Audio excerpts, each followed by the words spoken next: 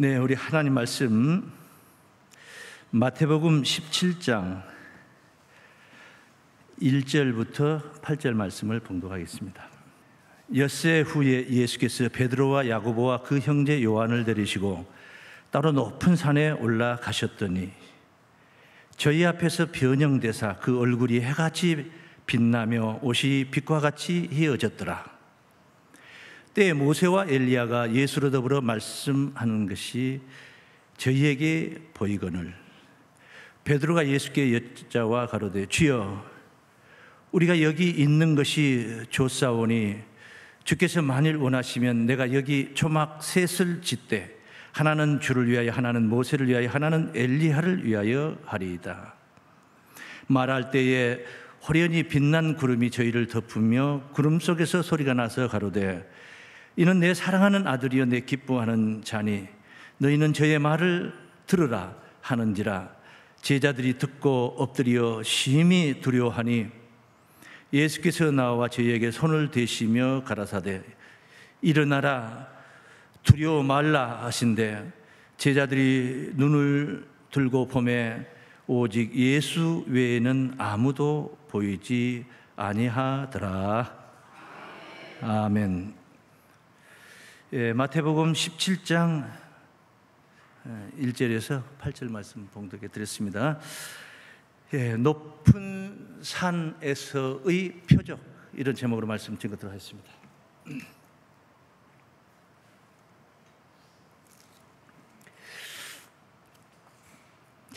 예, 겉으로 보여주는 흔적, 자취 이렇게 표적을 그렇게 설명을 드릴 수가 있겠습니다. 표적.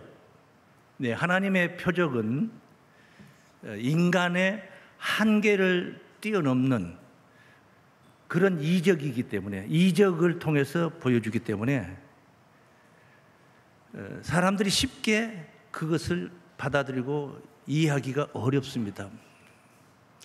겉으로 보여주는 흔적이니까 이 문제를 앞두고 우리는 무엇을 찾아야 됩니까? 겉으로 보여주는 것 거기에 머물러 버리면 안 되는 거예요. 여기에 메시지가 있다는 것입니다. 무언가 하나님께서 이 사건을 통해서 전하고자 하는 메시지가 있다는 겁니다. 그게 복음입니다.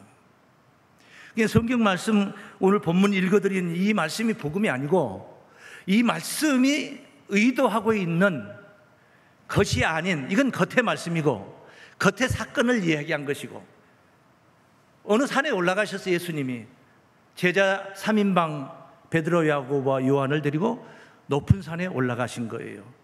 그리고 거기서 얼굴이 변형이 되는 거예요. 얼굴이 해같이 빛나는 거예요.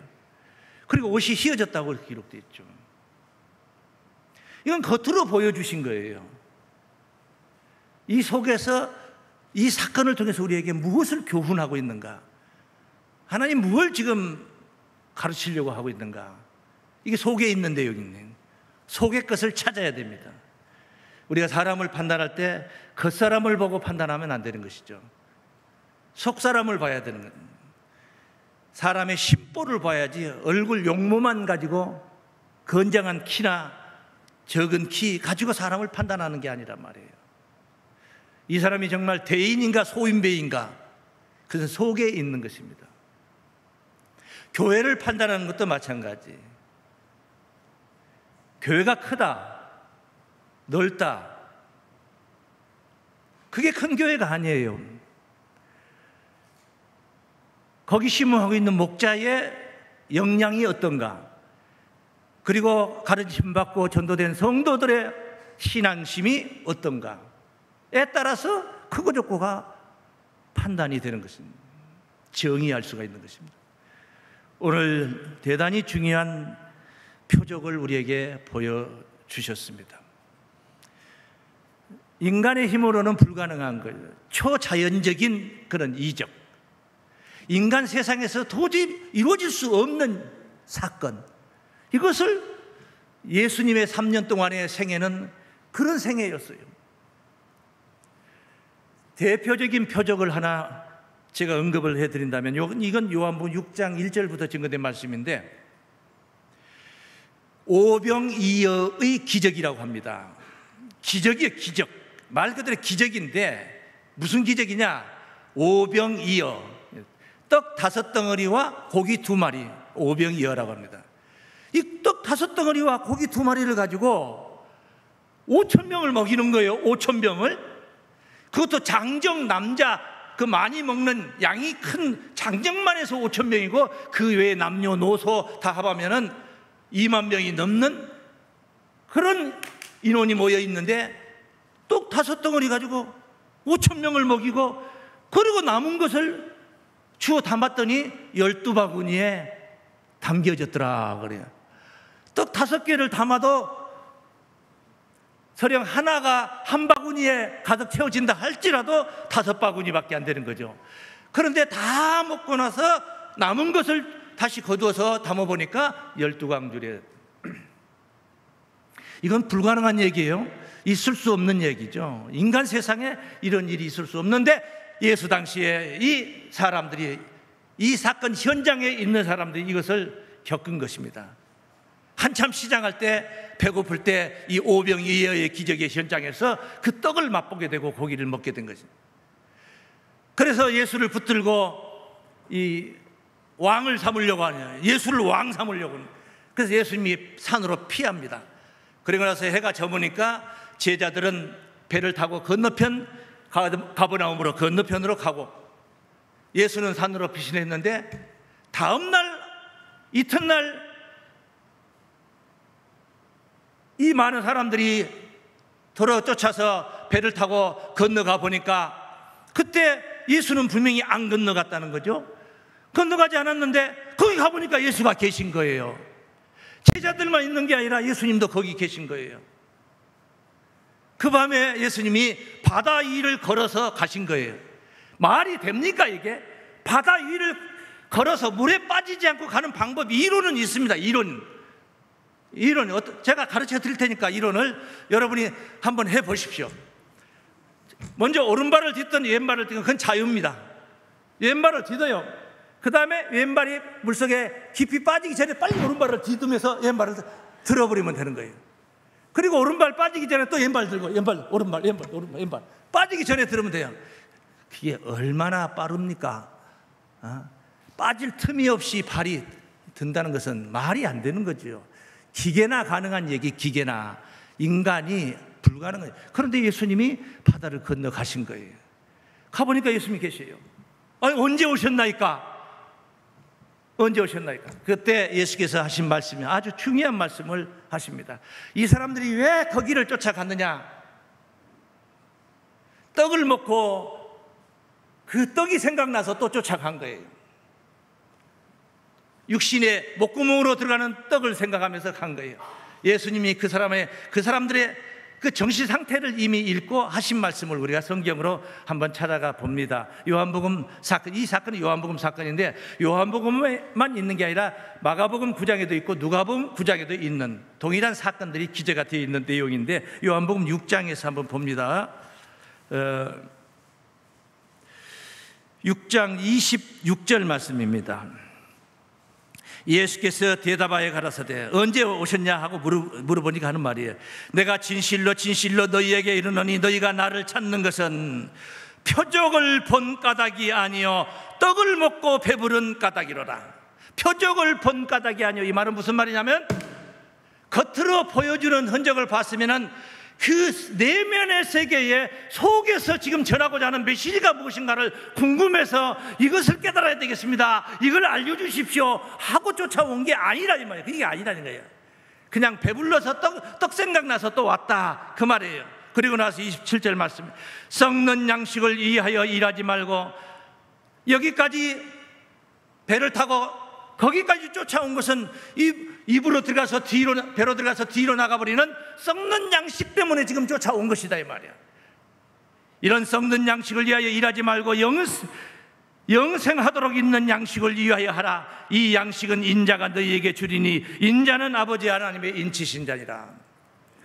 너희가 썩는 양식을 찾아서 왔지만은 진짜 그 사건, 그 기적적인 사건을 통해서 너희가 무엇인가를 터득을 했다면은 그 기적을 행한 자가 누구라는 것을 깨달았다면, 그가 메시아라는 걸 깨달았다면, 그가 그리스도라는 것을 깨달았다면 그에게서 죽지 않고 영생할 수 있는 양식이 있을 것이다 하고 그걸 찾아서 왔을 것이다. 그러나 그들은 그 영생의 양식을 찾아온 것이 아닙니다. 다시 말씀드리면 표적을 보지 못했다는 것입니다. 그 엄청난 기적을 행했는데 그 기적의 사건 속에 하나님의 영생의 양식을 먹어야 우리가 살겠구나 하는 것을 터득하지 못했다는 것입니다. 이게 표적입니다. 표적. 그러니까 오병이어의 기적 속에만 머물러 버리는 우리의 신앙이 되면 안 돼요. 그 사건을 목도하면서 우리는 영생의 양식을 위하여 일하는 그런 신앙으로 발전을 시켜 가야 되는 것입니다. 표적도 하나 말씀을 드리겠습니다. 예수님이 너무나도 허망하게 십자가에 못 박혀 돌아가셨습니다. 인간 실패한 걸로 생각을 하죠. 사람들 눈에는 겉으로 보이기는 젊은 청년이 자기가 메시아다, 나를 따르라, 나를 따르면 천국 간다, 영원히 죽지 않는다, 큰 소리 뻥뻥 쳤던 이 33세의 젊은 청년 예수가 공권력에 의해서 십자가에 못 박혀 죽습니다. 실패자가 된 거죠. 완전 실패자가 된 거죠. 예수님을 따르던 제자들도 그들이 두려워서 행여 우리들까지 휩쓸려서 다 죽게 생겼다 해서 골방에 숨었습니다. 문을 잠궜습니다. 그런데 주님은 십자가의 죽음으로 모든 걸 끝내지 않고 그가 약속했던 대로 3일 만에 당당하게 다시 사셨습니다. 부활하셨습니다. 그리고 여러 사람들에게 부활 그 실체를 보이셨습니다. 예수님의 제자들이, 유대인들이 두려워서, 자기도 잡혀 죽을까 봐 두려워서 골방에 숨어서 문을 걸어 잠그고 숨어 있는데 예수님이 나타나셨습니다. 그 밤에 그 방에 나타난 거예요. 문을 잠겼는데 나타나신 거예요. 이런 놈이 아니라는 것입니다. 신령한 몸이라는 것입니다. 문이 잠기고 벼락박이 있고 없고 이런 상관이 없다는 것입니다. 그냥 통과하실 수 있는 몸으로 부활하셨다는 것입니다. 그래서 너희에게 평강이 있을지어다. 깜짝 제자들이 깜짝 놀란 거예요. 거기서 우리 주님의 부활을 제자들이 깨달았습니다. 그가 평소에 내가 죽으면 3일 만에 다시 부활한다, 다시 산다는 그 약속을 지키고 부활하셨다는 것을 깨달았어요.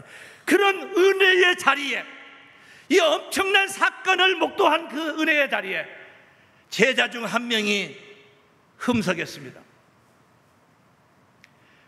도마라는 제자, 이 친구가 그 자리에 없었던 거예요. 그러니 많은 제자들이, 10명의 제자들이 우리 주님이 다시 살았다, 우리가 직접 보았다, 만났다, 토마가 은혜의 자리에 있었더라면 나도 봤다, 새삼스럽게 그런 얘기 할 필요 뭐 있냐? 할 수 했겠죠. 그런데 도마는 그 자리에 없었어요. 은혜의 자리에 없었습니다. 나는 못 믿는다, 이렇게 나온 것입니다. 당신의 자기 선생의 부활을 못 믿겠다는 것입니다. 내가 직접 보지 않고는 내가 못 믿는다. 예수님이 손과 발에 못 박혀 죽었으니까 거기 손바닥에 못자국이 있는가 없는가, 허리에 창으로 허리를 찔러가지고 물과 피를 다 쏟게 만들어서 그렇게 죽었습니다. 그래서 내가 그 창자국이 있는, 그 허리에 창자국이 있는 건 내가 두 눈으로 확인하지 않고는 내가 믿지 못한다, 이런 불신한 소리를 한 거예요. 제자가 돼가지고. 왜? 은혜의 자리에 없었기 때문에 그따위 소리를 하는 거예요. 예수님이 알고 계셨습니다. 신령한 분으로 부활하셨는데 왜 모릅니까?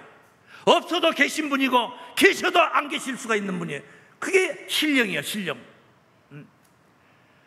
여드레 후에, 여드레가 지나서 예수님이 부활 주님께서 도마가 있는 곳에 나타나셨습니다. 도마야 하고 나타났어. 네 손을 내밀어서 내 손바닥에 못자국, 창자국을, 허리에 창자국을 직접 확인을 하고 나를 믿어라. 확인해봐라. 다른 제자들에게 그렇게 나타나서 그거 다그치지 않았습니다. 왜? 다 믿으니까. 토마는 안 믿는 거예요. 왜? 은혜의 자리에 없었기 때문에. 오늘 이 순간 이 자리가 여러분들에게 은혜의 자리가 되시기를 축원합니다. 표적에 관한 무식한 소리를 안 할 게 아니 말이에요. 오늘 이 말씀을 잘 깨달으면 도마가 못자국 창자국을 보고 굴복을 합니다. 주여 당신은 하나님입니다. 예수께서 하신 말씀, 너는 나를 본고로 믿느냐? 보지 않고 믿는 자가 복되다. 혹시 예수님의 손바닥 못자국 창자국 보신 분 계십니까? 여기 그거 보신 분 아무도 없어요. 그런데 여러분 믿어요. 예수 부활을 믿습니까? 믿어요. 여러분이 복된 분이야. 보지 않고도 믿는 거예요. 지금요 믿고 있어요. 토마는 그걸 직접 눈으로 보고 믿은 거예요. 보지 않고 믿는 자가 복되다. 꼭 손에 쥐어쥐어야 믿는 사람들이 있어요. 영의 세계가 너무나 둔하기 때문에 깨달음이 거기에 미치지 못하는 것입니다. 이 더하기 3은 5인데 이 곱하기 3은 왜 6이냐? 그 1 차이가 왜 편차가 나느냐? 그 곱하기 개념을 깨달아야지. 깨달아야 되는 거예요. 깨달아야 되는 거예요. 외워가지고 되는 게 아니에요. 외워가지고 하는 거예요. 이 곱하기 11은 얼마냐고. 그건 답을 낼 수가 없어요. 안 외웠기 때문에. 곱하기 개념을 터득을 하면은 별거라도 다 계산해낼 수 있어요. 25 곱하기 25는 625, 35 곱하기 35는 1225고, 45 곱하기 45, 2025고, 55 곱하기 55는 3025고. 곱하기를 깨달으면 다 그냥 머릿속에 솔솔솔솔 그냥 되는 거야, 그게. 네? 도마에게 이 표적을 보이고 나서 주님이 하신 말씀, 그 말씀을 한번 찾아가 보는 것입니다. 요한복음 20장 말씀입니다. 27절을 먼저 보실까요? 20장 27절을 먼저 보시겠습니다. 도마에게 이르시되 네 손가락을 이리 내밀어 내 손을 보고 네 손을 내밀어 내 옆구리에 넣어보라. 그리하고 믿음 없는 자가 되지 말고 믿는 자가 되라. 여러분 한번 생각해 봅시다. 여기서 예수님이 부활을 하셨어요. 죽었는데 다시 사셨다는 거예요. 그런데 어떻게 사셨냐? 이 허리가 뻥 뚫려가지고 사셨고 손바닥도 뻥 뚫려가지고 못자국 뻥 뚫려가지고 사셨어요. 그 정도는 그래도 받아들일 수가 있습니다. 네. 아니 돌아가신 그 모양 그대로 부활한다면은 암투병하다가 바짝 말라가지고 마지막 그 길을 가신 분은 얼마나 처참하게 가십니까? 그래가지고 돌아가신 분이 다시 살면은 그 정말 말로 형용할 수 없는 참혹한 모습으로 다시 살면 그게 축복입니까? 비극이지. 교통사고가 나가지고 온몸이 갈기갈기 다 부셔져가지고 죽었어요. 근데 그가 예수 믿었던 사람이기 때문에 다시 살아. 다시 사는데 죽기 직전에 그 모습으로 다시 산다고 생각해봐요.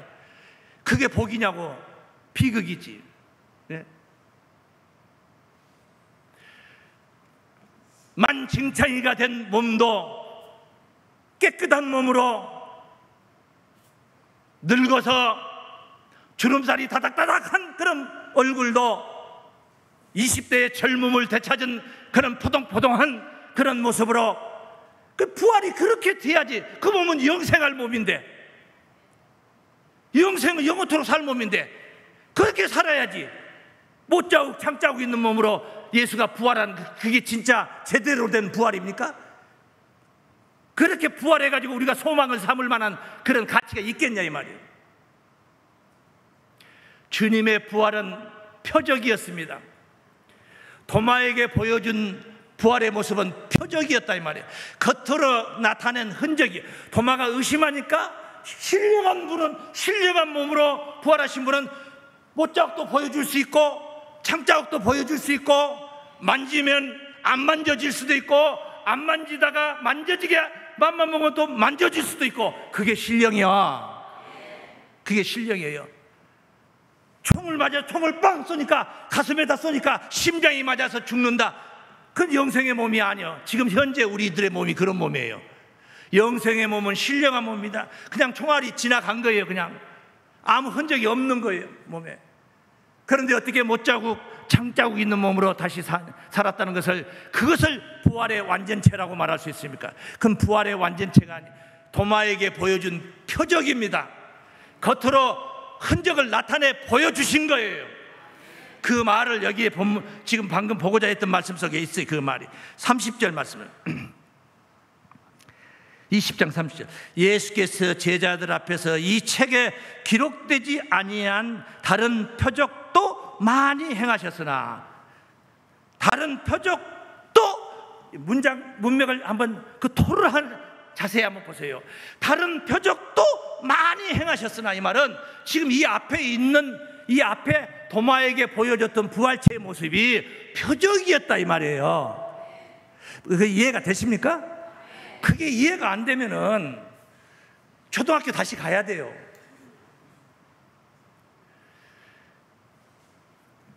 이 지금 방금 보여준 사건이 표적인데, 이것만 보여준 게 아니고 예수께서 보여준 표적은 만약에 낱낱이 다 기록을 한다면은 이 세상이라도 쌓아둘 곳이 없다. 그 책을 그렇게 많은 표적을 행하셨다 이 말이에요. 수많은 표적을 행하셨어요. 예수님의 행적 그 자체가 표적이야. 표적의 연속이었어요. 지금 그 얘기를 하는 거예요.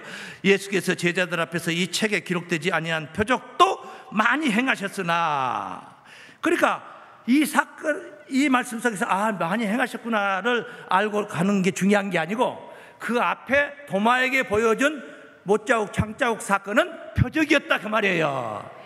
그게 완성이 아니고 그 사건 속에 또 다른 메시지가 있다 이 말이에요.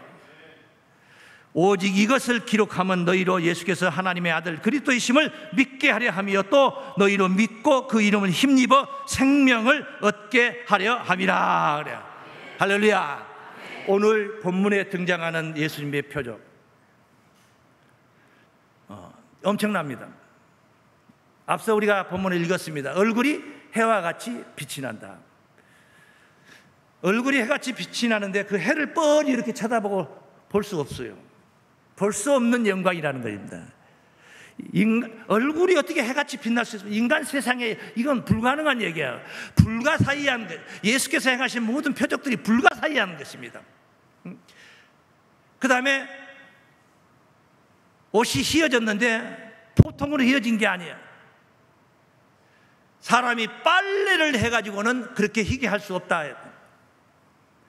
빨래를 해가지고는 그렇게 희게 할 수 없다. 인간의 힘으로, 인간의 행위로 안 된다 이 말이에요.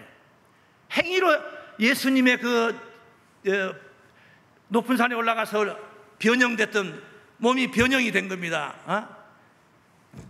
오죽 좋았으면, 그게 너무너무 얼마나 좋았으면 베드로가 하는 말이 뭐라 해요? 우리 여기서 내려가지 맙시다. 제가 초막 셋을 지을 테니까 하나는 주님을 위해서, 하나는 모세를 위해서, 하나는 엘리야를 위해서. 그 모세와 엘리야가 그 현장에 예수님하고 대화를 하고 있는 것입니다. 말이 되는 소리입니까? 모세가 죽은 지 언제? 그 시대로 본다면은 모세 죽은 지 2000년 전에 죽었어요, 모세가. 그런데 그 모세가 그 수백 년 전에 죽은 엘리야가 나타나가지고 예수님하고 거기서 대화를 하고 있는 거예요. 이야기를 하고 있는 거예요. 현실 속에서는 불가능한 얘기야. 불가능한 얘기. 얼마나 좋았으면은 초막셋을 짓고 주님을 위해서, 모세를 위해서, 엘리야를 위해서 짓고 자기들은 거기서 수종을 들겠다 이 말이죠. 3명이 올라갔으니까 그냥 내려가지 말자는 거죠. 그게 천국이라는 거예요. 거기가 천국이다. 그런 생각이 들 정도로 그런 변화체의 사건을 확인을 한 것입니다. 본문 17장 1절 말씀. 엿새 후에 예수께서 베드로와 야고보와 그 형제 요한을 데리시고 따로 높은 산에 올라가셨더니 저희 앞에서 변형되사 그 얼굴이 해같이 빛나며 옷이 빛과 같이 휘어졌더라. 빛과 같이 휘어졌더라. 이 말씀은, 이 사건을 마가복음 9장 2절 3절 말씀을 보시면 잠깐 참고해 봅니다. 똑같은 말씀이에요. 엿새 후에 예수께서 베드로와 야고보와 요한을 데리시고 따로 높은 산에 올라가셨더니 저희 앞에서 변형되사 그 옷이 광채가 나며 세상에서 빨래하는 자가 그렇게 희게 할 수 없을 만큼 심히 휘어졌더라. 행위로 불가능하다는 거예요. 누가 빨래해가지고 그런 옷을 입을 수가 없다 이 말이죠. 그런 옷이 아니라 인간 세상에 존재할 수 있는 옷이 아니라는 거예요. 오직 하나님의 은혜만이 가능한 이적인 줄로 믿습니다. 그리고 오늘 3절 본문 3절 말씀에 때에 모세와 엘리야가 예수로 더불어 말씀하는 것이 저희에게 보이거늘, 예수님하고 모세와 엘리야가 대화를 하고 있어요. 이제 성경이 이제 이런 말씀들이 그 자리에 한 군데 모닥모닥해서 한꺼번에 싹 해서 해석을 딱 해놔버리면 얼마나 성경 읽기가 편하고 우리가 읽고 이해하고 믿기가 좋습니까? 하나님 그렇게 해놓지 않았습니다. 깊은 말씀이라는 것은 사람이 쉽게 깨달을 수가 없는 게, 인간들이 많이 배운 사람이 못 배운 사람 앞에서 문자적인 말을, 학문적인 말을 쓰면 못 알아듣는, 인간과 인간 사이에도 그럴지인데 하나님의 세계에서, 하나님의 영의 세계에서 인간의 이런 우둔하고 어리석은 인간 세계에 메시지를 전할 때에 그냥 평범하게 정해도 못 알아듣는 게 인간이야. 근데 거기에다 깊은 말씀을 전해버리면 그 이해할 수가 없다는 거죠. 그런데 너무나도 쉽게 이해하는 방법은 뭐냐? 내 머리로 내 IQ 가지고 이해하려고 하는 게 아니라 신의 감동을 받는 거예요. 성령의 감동을 받아서 하나님과 같은 마음을 갖게 되는 거예요. 같은 마음을. 니캉 내캉 똑같은 마음에 한 마음이 되는 거예요. 한 마음. 그냥 입만 벌려도 입 모양만 봐도 이해가 되는 거예요. 무슨 말을 하고 있다는 것이 이해가 되는 거예요. 그게 하나가 된 영이에요. 하나가 된 영. 고린도전서 6장 17절 말씀에 주와 합한 자는 한 영이니라 그래요. 영은 합해질 수가 있는 겁니다. 육신은 합해질 수 없지만 우리의 정신과 마음과 생각은 합해질 수가 있는 거예요. 영의 세계는 합해질 수가 있는 거예요. 하나님의 영이 내 안에 오셔서 임재하시고, 그리스도의 영이 내 안에 오셔서 내 영을 컨트롤할 수가 있다 이 말이에요. 이렇게 기록된 말씀이 이 자리에 없어요. 답이 없어요. 모세와 엘리야를 만났는데 예수가 무슨 얘기했는가 그거 궁금하지 않습니까? 얼마나 궁금합니까? 뭔 얘기를 거기서 모세와 엘리야를 만나서 무슨 얘기를 했냐 이 말이에요. 그리고 그 기라성 같은 선지자들이 그렇게 많은데 왜 하필 모세와 엘리야만 만났냐 이 말이에요. 거기서 왜 꼭 두 사람을 선정해서 만났냐 이 말이에요. 다 이유가 있는 얘기예요. 누가복음 9장 말씀을 봅니다. 보면 이해가 됩니다. 누가복음 9장 28절 말씀. 이 사건 똑같은 사건입니다. 마태복음 17장 사건입니다. 이 말씀을 하신 후 8일쯤 되어 예수께서 베드로와 야고보와 요한을 데리시고 기도하시러 산에 올라가사 기도하실 때 용모가 변화되고 옷이 희어져 광채가 나더라. 문득 두 사람이 예수와 함께 말하니 이는 모세와 엘리야라. 영광 중에 나타나서 장차 예수께서 예루살렘에서 별세하실 것을 말씀할세. 이건 희소식이 아니죠. 예수님이 예루살렘에 올라가면은 죽임을 당한다는 것입니다. 이제 33살밖에 안 됐어요, 예수. 그런데 지금 예루살렘에 올라갈 판입니다. 지금 올라갈 판이에요. 근데 여기 올라가면 죽는다 이 말이야. 죽는 이야기를 하고 있는 거예요. 네. 근데 왜 모세가 나타났고 엘리야가 나타났고 그 이유가 있는 거단 말이에요. 모세는 느보산에서 귀력이 쇠하여지지도 않았는데 죽었습니다. 근데 모세의 시체가 없어졌습니다. 아무도 모릅니다. 천사장 미가엘도 모릅니다. 모세의 시체가 없어지고 어떻게 된 사건인지를 모릅니다. 예수님의 시체를 찾을 수 있는 분이 있습니까? 예수가 부활했다고 하니까 이 대적자들은 사기친다고 그랬죠. 그래서 사기치면 그게 사기라면, 거짓불이라면 예수 무덤 가서 예수 시체 가지고 나오면 될 거 아니야 말이에요. 공권력이 있으니까. 예수 시체가 없죠. 왜요? 왜 없어요? 부활하셨으니까 없죠. 다시 살아나셨다 이 말입니다. 엘리야가 왜 나타났네요?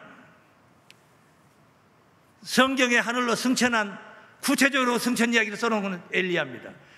에녹은 하나님과 동행하고 세상에서 없어졌다는 얘기만 하지 승천이라는 용어 자체를 쓴 건 아니에요.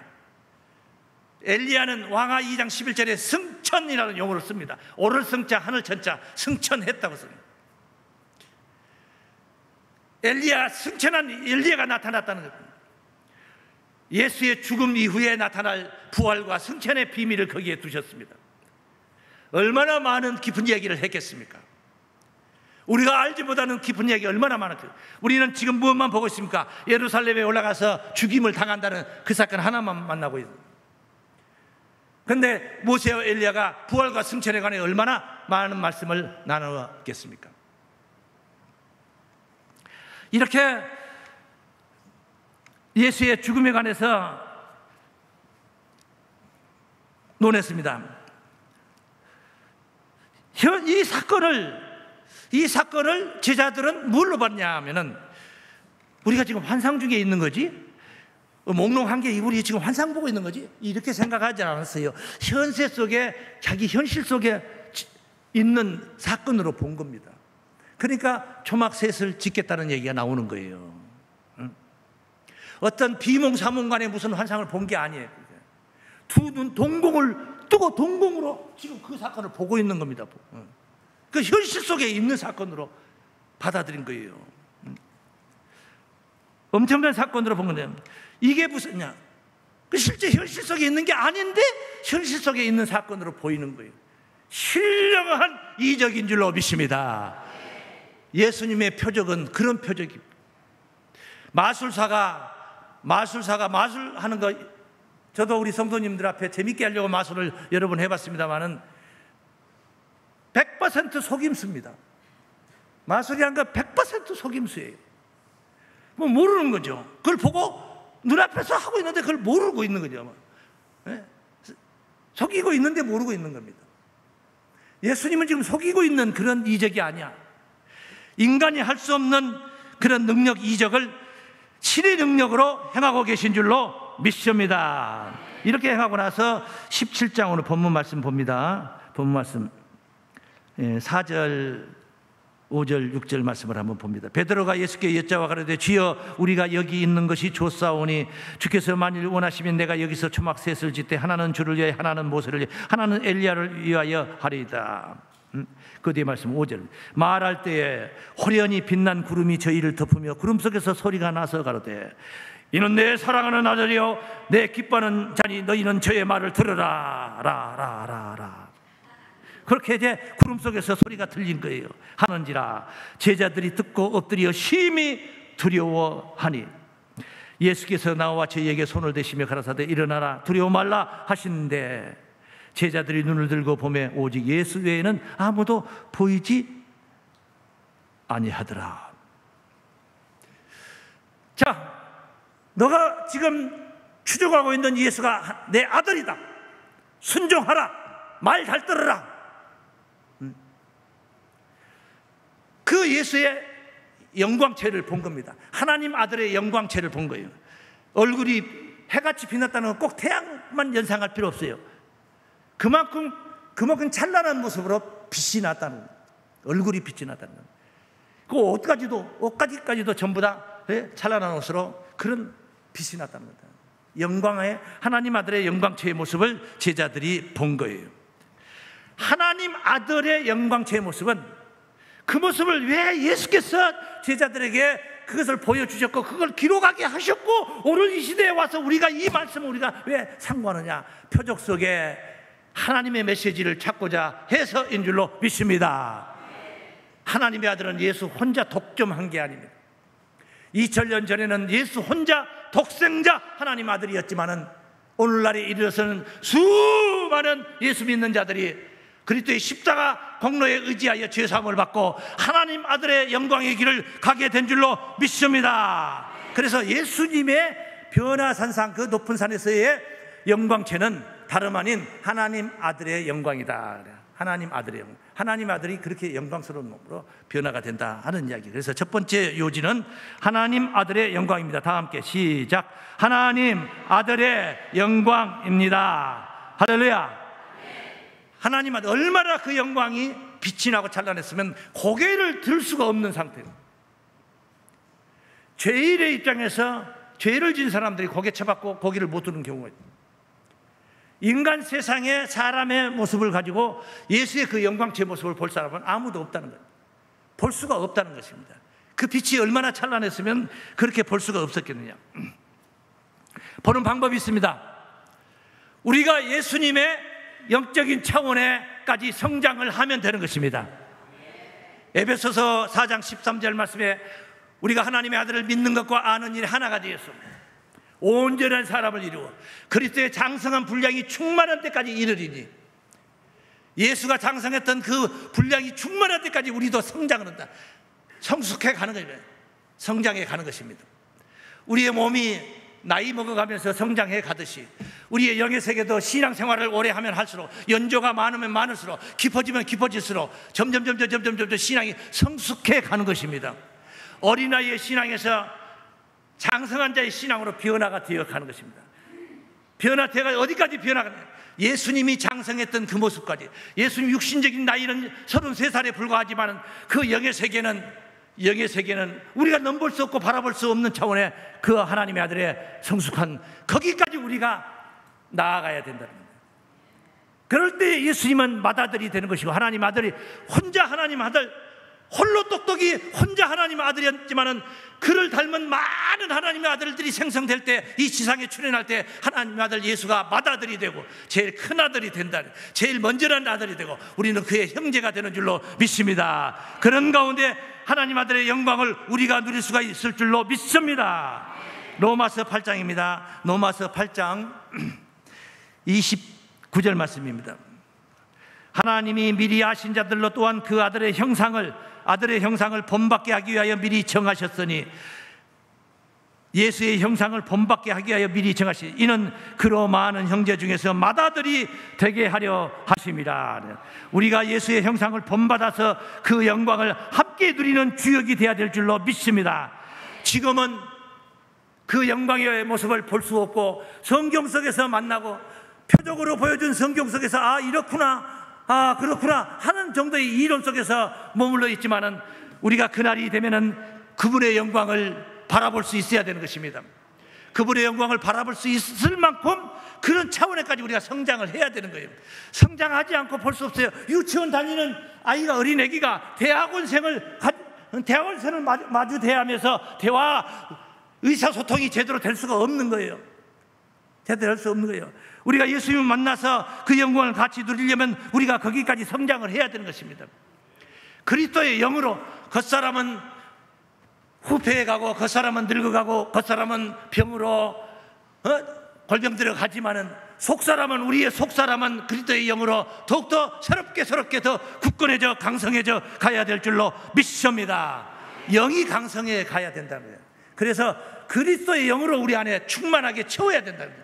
그리스도의 영을 채워야 된다는 거예요. 요한복음 6장 63절 말씀, 예수의 영에 관해서 설명합니다. 예수께서 하신 말씀입니다. 살리는 것은 영이니 육은 무익하니라. 예수님이 내 살을 먹고 내 피를 마셔야지 영생한다 하니까 많은 사람들이 예수님 혹시 도운 거 아니냐, 어떻게 사람이 식인종이 아닐진데 우리가 예수의 살을 뜯어먹고 피를 마셔야만이 영생을 한다, 이 말이 되는 소리냐 하고, 제자들도 이건 너무 어렵다, 너무 어렵다, 헷갈린다 이랬어요. 그때 우리 주님이 해석을 하고 있는 것입니다. 살리는 것은 영이니 육은 무익하니라. 육신적인 고깃덩어리 피를 마시라는 것이 아니다 이 말이에요. 육은 그거 먹어봤자 그건 무익한 것이다. 내가 너희에게 이른 말이 영이요 생명이라. 예수님이 증거하신 말씀이 영인 줄로 믿습니다. 그래, 말씀을 먹어야 되는 거예요. 말씀을 어떻게 먹는 겁니까? 입으로 먹는 겁니까? 아닙니다. 말씀은 귀로 듣고 마음으로 깨달아 먹는 거예요. 귀로 듣고 마음으로 깨달아 정신세계에 와 있어야지 그게 먹은 상태가 되는 거예요. 그리스도의 영을 그렇게 해서 우리가 모시게 되는 겁니다. 그리스도의 영이 그냥 지나가는, 내가 그냥 우두커니 서 있는데 영이 쏙 들어오는 게 아니야. 그냥 쏙 들어가는 게 아니에요. 이런 설교 시간을 만나야 되는 거예요. 은혜의 시간을 만나야 되는 거예요. 만나서 귀로 듣고 마음으로 깨달아서 기쁨을 누릴 만큼 충만한 그런 은혜 속에 있을 때 그리스도의 영이 내 안에 임재하고 내 안에 자리 잡아 계시는 줄로 믿습니다. 그런 상태에 그런 상태에 있을 때에 비로소 그리스도의 영이 내 안에 나로 하여금 생명의 자유를 약속하기까지 상태에 있을 때에 비로소 우리가 예수의 영광을 바라볼 수가 있고, 바라보는 데서 끝난 게 아니라 그 영광이 내 영광이 될 수도 있다 이 말이에요. 할렐루야. 그런 이야기를 오늘 성경 속에서 보는 것입니다. 고린도후서 3장입니다. 3장 17절 말씀. 주는 영이시니. 그렇습니다. 2000년 전에 제자들은 예수님의 손을 잡고 오른손 잡고 왼손 잡고 같이 갈릴리 바닷가를 같이 걸어갈 수도 있었습니다. 걸어 다니기도 했습니다. 같이 마주 앉아서 젓가락으로 반찬 올려주기도 하고 받아 먹기도 하면서 그 마주 앉아서 음식도 먹었습니다. 2000년 전에 예수님의 제자들은 그렇게 소통하고 교제를 했습니다. 그러나 오늘 우리는 그런 예수를 만난 게 아니라 그런 예수가 여기 안 계신 거예요. 그런 예수가 오시지도 않았습니다. 지금 안 계신 거예요. 그럼 예수를 어떻게 우리가 만나는 것이냐? 여기 답을 주고 있습니다. 주는 영이시니. 주는 무엇이다고요? 영으로 계시는 거죠. 영으로 계신다 이 말은 어떻게 역사냐? 내가 너희에게 이런 말이 영이라고 그랬어요. 오늘 증거되는 예수님의 말씀이 영이에요. 말씀을 통해서 여러분 안에 주님의 영을 모시기 바랍니다. 주는 영이시니 주의 영이 계신 곳에는 자유함이 있느니라. 예수 그리스도의 영이 내 안에 오시면 나로 하여금 자유를 주신다는 겁니다. 자유라는 것은 방탕생활하고 방종하고 아무렇게 사는 것이 자유가 아니에요. 생명을 얘기하는 거예요. 생명. 생명이 보장되지 않는 자유는 자유가 아니에요. 그건 자유가 아니에요.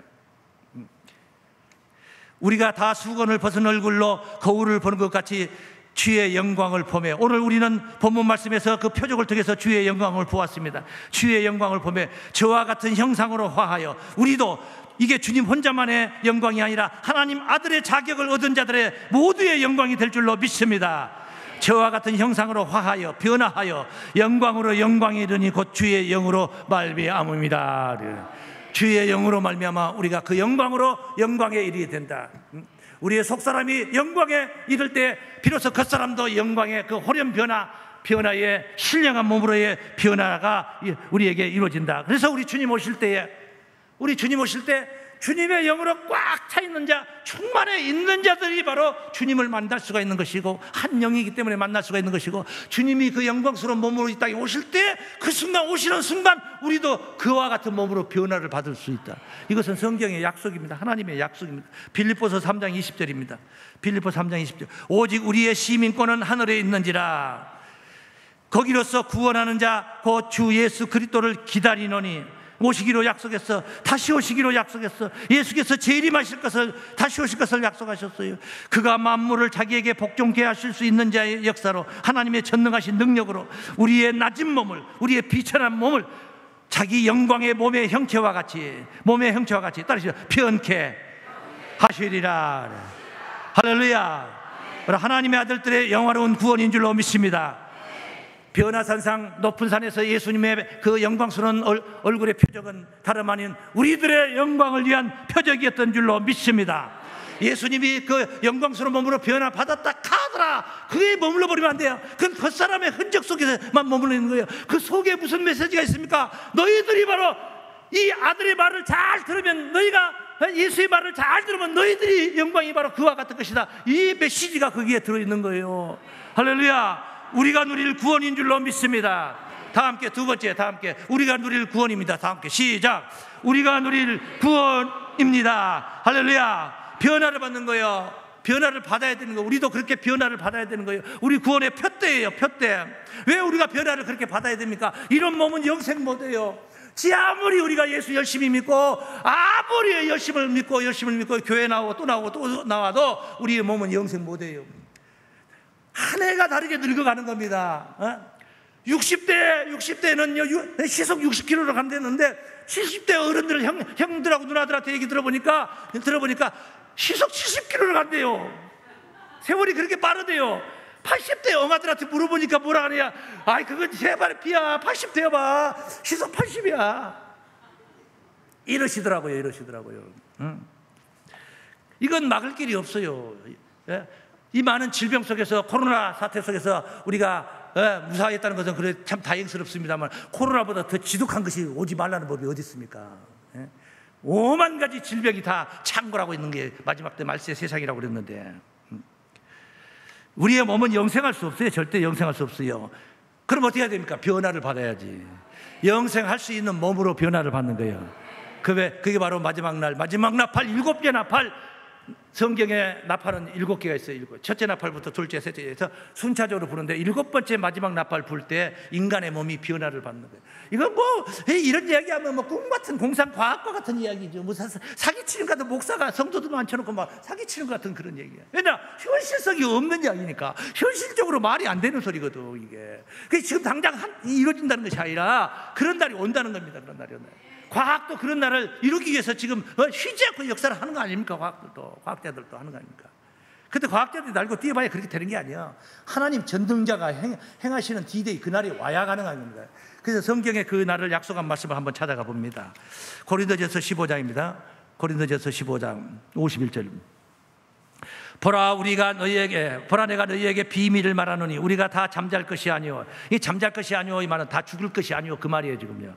마지막 나팔에 순식간에 호련히 다 변화하리니, 마지막 나팔 마지막 7개 나팔 불 때 순식간에 호련히 다 변화를 받는데, 변화하리니 어떻게 변화받는가? 고상하게 받는가? 더티하게 받는가? 한번 봅니다. 나팔 소리가 나며 죽은 자들이 썩지 아니할 것으로 다시 살고 우리도 변화하리라. 죽은 자들이 다시 산다는 거예요. 부활한다는 거예요. 부활. 그리고 살아있는 자들은 변화받는다는 거죠. 어떻게 변화받는가 한번 보십시오. 이 썩을 것이 불갑을 썩지 아니할 것을 입겠고, 썩지 않을 사람은 없어. 이 세상에 썩지 않을 몸이 아무도 없어요. 이 썩을 놈들 맨날 하는 말이에요. 엄마가 자식들이 말 안 들으면 저 썩을 놈 좀 말해주고 공부는 안 하고 어디 갔다 끝에 이제 들어온다고 그 썩을 놈 하는데 그 다 맞는 건 거짓말 아니야. 썩을 놈이었거든요. 썩을 놈이면 혼자 썩어요. 안 썩을 제가 아니라 죽으면 숨 끊어지면 3일 만에 썩어요. 다 썩어요. 냄새 나요.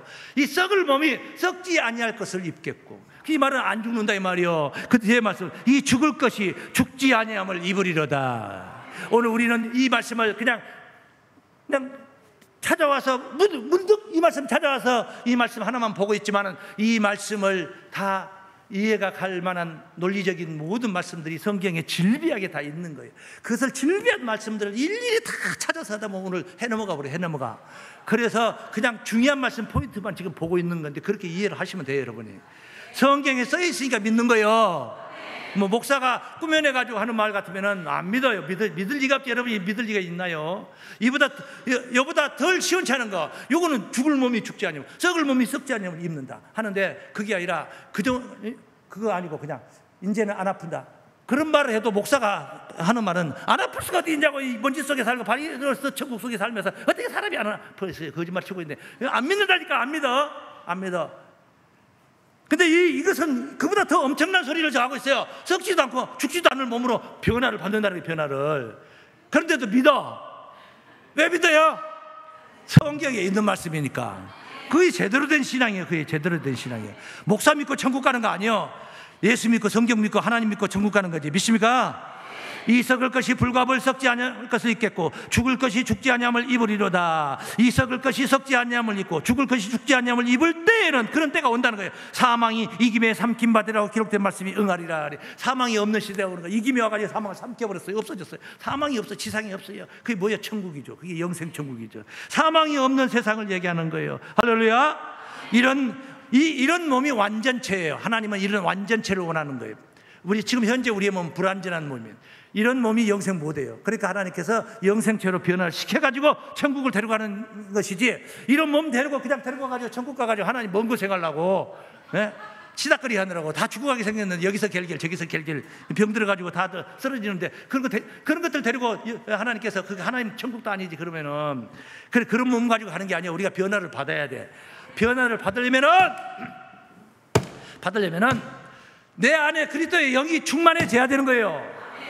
달걀이 병아리가 돼요. 20할 만에, 21일 만에 병아리가 되는데, 달걀이 그냥 가만히 놔둔다고 해서 병아리가 되는 게 아니에요. 정확한 암탉이 품고 온도 유지를 시키면서 22일을 맞이할 때 서서히 달걀 속에서 병아리의 형체가 갖춰져 가요. 그래야 20일째 되면 거의 다 완성체가 돼가지고 속에서 삑삑삑삑 소리가 나요. 달걀 20일 되는 달걀을 딱 여기다 대보면 속에서 삑삑삑삑 소리가 난다니까. 그래 21일째 되는 날 그 순간에 암탉은 부리도 쪼고 속에서는 병아리가 삑삑거리면서 튀어나오고 해서 동시에 그게 이루어져. 그걸 가리켜서 불교 용어로 줄딱동시라고 하는 거예요. 줄딱동시. 암탉과 병아리가 하나가 돼야지 병아리가 산자로 나올 수가 있는 거예요. 암탉이 하나가 안 돼가지고 병아리 똥꼬로 막 찍어버리면은, 예? 있는 데를 찍어버리면 그게 살다가 또 죽어버리지. 그래서 줄딱돔씨라는 것은, 예? 안에서 지줄거리는 거하고 쫄탁하고 동시에 이루어진다 이 말이에요. 동시에 이루어진다. 그게 조대 병원에 가면 돌탑이 있어요. 그게 줄딱돔씨라고 돌탑이 있어요. 입구에 있어요. 의사가 고쳐주고자 하는 마음, 내가 하면 고친다, 이건 낫는다. 병자는 속에서 그래, 네가 고치기는 뭘 거지, 내 병을 네가 고쳐야 안 된다는 거예요. 이분이 나를 들벗이 낫게 해주신다 하는 믿음을 갖고, 의사도 나는 들벗이 고칠 수 있다, 동시에 같은 마음을 가져야 이루어진다. 믿습니까? 우리가 호련 변화를 받으려면 내 안에 그리스도의 영으로 충만해져야지, 나를 변화시키는 분하고 내 안에 영하고 하나가 돼야 되는 거예요. 이걸 변화시켜놨더니 이게 뭐냐? 사단의 새끼야. 마귀 새끼야. 그 되게 마귀 영으로 충만한데 변화시키면 되겠습니까? 그리스도의 영으로 충만한 자들이 변화받는 거예요. 존말할 때 그러는 거예요. 예, 그러는 거예요. 지금은 우리가 이렇게 이론으로 성경 속에서 이론만 보고 있지만은, 그때가 되면은 제가 드렸던 이 말씀, 이 성경이 이루어지는 날, 그때가 되면은 이 말씀이 그대로 두 눈으로 목도하게 되는 날이 온다는 것을 또 성경에서 약속하고 있는, 한번 봅니다. 요한 1서 3장 2절입니다. 사랑하는 자들아, 우리가 지금은 하나님의 자녀라. 우리 하나님 자녀라고 그러죠. 하나님의 아들이라고 그러죠. 맞죠? 장래에 어떻게 될 것은 아직 때가 안 됐으니까 안 나타났죠. 변화받는 거 그런 거 없죠. 아직. 그가 나타내심이 되면, 예수 그리스도 이 땅에 오셔 영광의 몸으로 우리가 그와 같을 줄을 아는 것은 그의 계신 그대로 볼 것을 인함이니. 할렐루야. 예수가 오시면 우리의 몸도 예수의 몸과 같이 똑같이 이루어진다. 할렐루야. 이것을 우리는 믿어야 될 줄로 믿습니다. 이게 바로 높은 산에서 보여주신 하나님 아들의 영광스러운 표적입니다. 어디서 보여줬다고요? 높은 산에서 보여준, 아무 산에서 보여준 게 아니야. 왜 예수님이 높은 산에 가셨느냐? 높은 산에 의미가 있다는 거예요. 높은 산에 가야 되는 거예요. 그래서 마지막 요점, 높은 산에서 이룰 구원입니다. 다 함께 시작. 높은 산에서 이룰 구원입니다. 이 산을, 성경에 산 얘기가 참 많이 나와요. 겨자씨만한 믿음이 있으면 이 산을 들어서 저 바다에 던지라면 던져졌을 것이다. 그게 됩니까? 그게 되냐? 믿음이 그냥 믿음으로 믿습니다 하면 옮겨지냐고요. 산의 비밀을 모르니까 하는 말이에요. 산을 왜 산으로 했냐? 피라미드 형체, 이런 산 표현한 거예요. 모든 공동체 조직체는 다 산의 형체를 가지고 있어요. 우리나라는 5천만 명이다 칠 때 대통령이 4,900만 999에서 999 해가 대통령이고 백성은 하나밖에 없다. 이 가분수가 되는 거예요. 가분수. 이 조직이 무난할 수가 없어요. 무너지는 겁니다. 국회의원은 1,000만 명이고 백성은 한 100만 명 된다. 말이 안 되는 거지. 그게 말이 안 되는 거죠. 모든 조직은 위에 수장에서부터, 위에 제일 꼭대기 수장에서부터 쭉 이렇게 내려오는, 교회뿐만 아니라 모든 공동체라는 것은 다 그렇게 구조가 그렇게 돼 있어요. 교회를 산으로 비유를 했습니다. 한번 성경으로 보겠습니다. 좀 확인만 해보겠습니다. 미가서 6장 1절입니다. 너희는 하나님의 말씀을 들을지어다. 내게 이르시길 너는 일어나서 산 앞에서 쟁변하여 작은 산으로 네 목소리를 듣게 하라.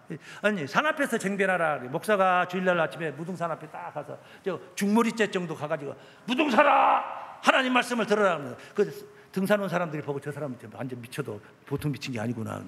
돌았다고. 산 앞에서 쟁변, 산하고 막 따지는 산하고 말이 됩니까? 안 되는 소리. 그 뒤에 말씀입니다. 너희 산들과 땅의 견고한 지대들아, 너희는 여호와의 쟁변을 들으라. 하나님 쟁변을 들으라. 여호와께서 자기 백성과 쟁변하시며 이스라엘과 변론하실 것이라. 산하고 쟁변했어요. 자기 백성과 쟁변해요. 자기 백성들을 산으로 비유했어요. 옛날에 나그네들은 옛날 이제 차가 없던 시절에 동네 도부장사나 상장사나 이런 사람들, 인삼장사 이런 사람들, 산촌마을에 사는 저희 고향 같은 데는 읍내에서 한 30리길 들어가야 되는 산촌, 그런 사람들이 와요. 그러면 어느 집에 해가 넘어가면 어느 집을 찾느냐? 큰 집, 귀하집, 큰 집 이런 데. 아무래도 사랑방이 있고 머무를 수 있는 하룻밤 지내야 되니까. 가을철에는 어떤 집을 찾냐 하면 마당에 나락비늘이 큰 집. 나락을 논에서 들쳐매고 가져다가 마당에다가 쌓아서 비늘을 만들어서 크게 산을 이룹니다. 그래가지고 날 받아가지고 타작을 해요. 날 받아서 타작해요. 도해지 생활하는 사람들 잘 모르는 거예요. 모르면 그렇다 하면 그런 줄 알고 계십니다. 그래서 나그네가 그런 집을 찾아, 나락빈들이 큰 집을 찾아. 왜? 이 집이 부자다 생각을 하니까. 산입니다. 성경에 곡식더미 산 이야기가 나옵니다. 한번 보겠습니다. 이사야 41장 15절입니다. 보라, 내가 너로 이가 날카로운 새 타작기계를 삼으니. 타작기계를 삼는다. 지금 방금 곡식 이야기 했잖아요. 타작기계는 곡식을 타작할 때 쓰는 거예요. 열매를 타작할 때 쓰는 거예요. 보리든 나락이든 타작기계라는 것은 그 기능, 용도가 거기에 있는 거예요. 내가 너로, 이 말은 사람을 가리켜요. 사람을 타작기계를 삼는다. 네가 산들을 쳐서 부스러기를 만들 것이며 작은 산들로 겨같게 할 거예요. 보십시오. 아니, 타작기계가 산들을 쳐서 부스러기를 만들고 작은 산들을 겨같게 만든다. 말이 됩니까? 말도 안 되는 소리지. 그걸 부르도전, 포크레인 같은 것들이 이게 조금씩이라도 바가지라도 굵어서라도 산을 갖다 옮기는 거지. 예? 부스러기 만드는 것이지. 어떻게 타작기계가 어떻게 산들을 부스러기 만들 수 있냐고요. 요즘은 그 논에서 직접 타작하죠. 콤바인 같은 거 직접 타작하죠. 쭉 지나가면 막 자기에 담겨져서 나옵니다. 그래서 산으로 막 쭉 콤바인 가면 산이 다 부스러기 됩니까? 말이 안 되는 소리예요. 용도가 다르죠. 그러면. 여기 산은 바로 곡식더미 산인 줄로 믿습니다. 하나님의 백성들의 산을 얘기하는 거예요. 마지막 때 타작기계 사명자가 나오는 거예요. 성경의 증거들 이야기예요. 타작한다. 어떻게 하는 거예요? 뭘 한다는 겁니까? 알곡과 쭉정이를 가른다 이 말이에요. 이게 염소냐 양이냐 이걸 구별한다 이 말입니다. 믿습니까? 그래서 충실한 알곡은 바로 그리스도의 영으로 내면에 충만하게 채워져 있는 자들이 충실한 알곡이 될 줄로 믿습니다. 미가서 4장 말씀 하나 더 보겠습니다. 4장 1절입니다. 말일에 이르러는 여호와의 전의 산이, 여기 산 얘기가 또 나오잖아요. 근데 하나님의 전의 산이라, 교회가 산이에요. 전의 산이 산들의 꼭대기에 굳게 설 것이며, 작은 산 위에 뛰어나고 민족들이 그리로 몰려갈 것이라. 산들의 꼭대기에 선다. 많은 이방인 가며 이르기를, 오라, 우리가 여호와의 산에 올라가서 야곱의 하나님의 전에 이르자. 그가 그 도로 우리에게 가르치실 것이라. 산에 올라가서 하나님을 만난다. 육신적인 산에 가서 하나님 만납니까? 교회 와야지 하나님 만나는 것이지. 예? 하나님의 전의 산을 이루는 교회를 만나야 될 줄로 믿습니다. 그런 이야기를 지금 가르치고 있는 거예요. 그래서 높은 산이라는 것은 교회가 높다 낮다, 맞습니다. 교회가 높은 교회가 있고 낮은 교회가 있어요. 그러면 어떤 게 높냐? 십자탄만 더 높이 올리려고 올린다고. 그게 상책이 아니에요. 그런 거 욕심 없어요. 그런 거 없어요. 우리는 바로 높은 분이 계신 곳이 위에요. 왜 교회가 높냐? 왜 교회가, 인간의 지도자들, 최고의 지도자들, 왕들이 있는 왕궁보다 더 높은 게 교회예요. 왜? 거기 계신 분이 높은 분이기 때문에. 거기 목사가 있어가 아니고 하나님이 거기 임재하시기 때문에 높은 곳이에요. 할렐루야. 해발로 따지는 게 아니에요. 예수님께서 이런 말씀하셨어요. 너희는 아래서 낳고, 유대인들한테 하는 말이에요. 예수님, 유대인들한테 너희는 아래서 낳고 나는 위에서 낳다. 실제 출생 과정을 우리가 아는데, 유대인들은 안방에서, 온돌방에서, 아니면 침대에서 이런 낳았어요. 예수님은 마구간에서, 우리말로 표현하면 우리 환경 속에서 외양간에서, 여물통에서 낳으신 거예요. 그보다 더 낮은 곳이 어디 있습니까? 근데 나는 위에서 낳았다. 이거 요한복음 8장 23절 말씀에 하고 나서 해석을 합니다. 너희는 이 세상에 속하여, 이 세상에 속한 게 아래서 낳냐. 나는 세상에 속하지 않고 하늘에 속했다. 할렐루야. 그 이야기를 한 거예요. 그 이야기. 높고 낮음의 이야기를 의미를. 높은 하나님의 말씀이 선포되는 것이 높은 산인 줄로 믿습니다. 세상적인 돈 버는 비법을 가르친다. 예수 잘 믿고 헌금생활 잘하면은 병들지 않고 있는 병도 다 낫게 되는 것이고, 장사하면 장사도 잘 되고 사업도 잘 되고 직장도 진급하고, 다 이거 뭐냐, 땅의 소리예요. 그 땅의 소리예요. 세상 이야기예요. 그 세상 땅의 소리요. 그 왜 땅의 소리가 나냐? 그 낮은 산이기 때문에 그런 소리가 나온 거예요. 높은 산에서는 낮은 소리를 할라야 할 수가 없어요. 할라야 할 수 없어요. 몰라서 안 하는 게 아니야. 하늘의 말씀 전하기도 지금 바빠. 오늘 시간이 얼마나 많이 갔는데 지금 엄청나게 가버렸는데 끝내야지. 계속 할 수는 없잖아요. 아무리 좋은 말씀도 너무 오래 하면 알기는 하네. 우리는 고차원의 말씀 속에서 하나님의 영광을 보고 있는 줄로 믿습니다. 예수님의 제자 베드로를 비롯한 야고보와 요한은 높은 산, 육신적인 산에 올라가서 예수님의 영광체를 보았습니다만, 우리는 그런 높은 산에 안 올라가도 이 성경 속에서, 하나님의 깊은 말씀 속에서 바로 주님의 그 영광체의 모습을 바라보고 있는 줄로 믿습니다. 다름 아닌 우리가 장차 누리게 될 영광스러운 구원인 줄로 믿습니다. 말씀 안에, 하나님의 말씀 안에 여러분 충만한 은혜 가운데 머물셔서 이 이야기가, 오늘 증거됐던 표적의 이야기가 남들의 이야기가 아니라, 다른 사람들의 이야기가 아니라 오늘 우리들의 이야기요, 내 이야기가 되기까지 신앙하셔서 그 구원을 누리시길 주의 이름으로 축원합니다. 거룩하신 하나님 아버지 감사합니다. 하나님의 귀한 약속의 말씀 속에서 오늘 하나님 아들의 영광스러운 변화체의 모습을 보았나이다. 인간 세상에 감히 있을 수 없는, 상상할 수 없는 변화체의 모습을 하나님은 약속하시고 이미 약속하시고 선포하셨습니다. 그날 그때에 이르러서 그리스도의 영으로 충만한 자들을 불러 모아 하나님 그 영광을 주시고자 약속하신 줄을 믿습니다. 이런 이야기가 표적 속에 겉으로 드러난 흔적 속에 머무는 자들이 아니라 속에 있는 메시지를 바라보고, 또한 그 메시지가 다름 아닌 우리들의 그 놀라운 주역으로 나타날 수 있도록 역사해 주실 것을 믿습니다. 예수님의 이름으로 기도하옵나이다. 아멘.